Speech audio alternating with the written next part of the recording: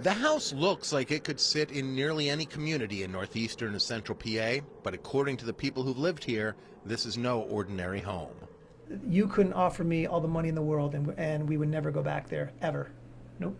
Bob and Kellyanne Drosba say they were thrilled when they signed a lease to rent this place north of Scranton last November.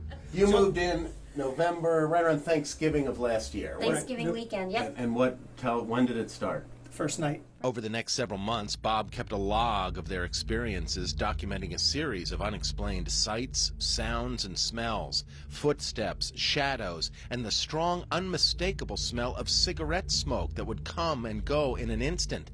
Bob and Kellyanne run marathons. They don't smoke. There was just this pattern how things got stronger and stronger and the more time goes more by. bold, and things just escalated really bad.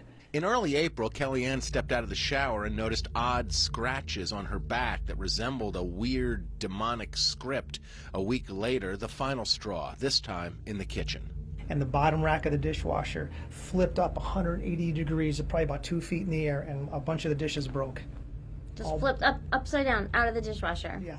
Bob called their landlord, Kevin, to tell him that after less than 5 months in the home, they needed to get out. You got to live it to believe it. You got to live it to believe it. It's changed our lives. 2 years ago, Kevin and his wife Anne Marie bought the 1930s era house from an older woman who had lived here alone for many years. To this day, they've never experienced anything out of the ordinary, but they agreed to let Joe Schock, a paranormal investigator, take a look around.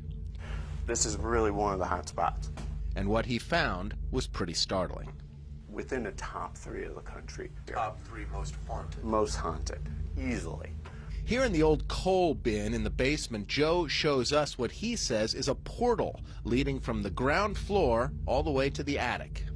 There's spirits coming through here all the time? Are they here Spirits? now? Oh, they're around us all the time, yes. Kevin, the owner, snapped this picture during remodeling. He can't explain what looks like a room full of strange orbs in the shot. Joe Schock set up high-tech recording equipment to try to communicate with any spirits here. Listen closely. Which way up? Is that a voice asking which way out? Listen again. Which way up? Joe and Kevin believe they've captured numerous voices in this house, and Bob Drasba counts himself as a believer. This is not Casper. This is the real deal, and these things do exist.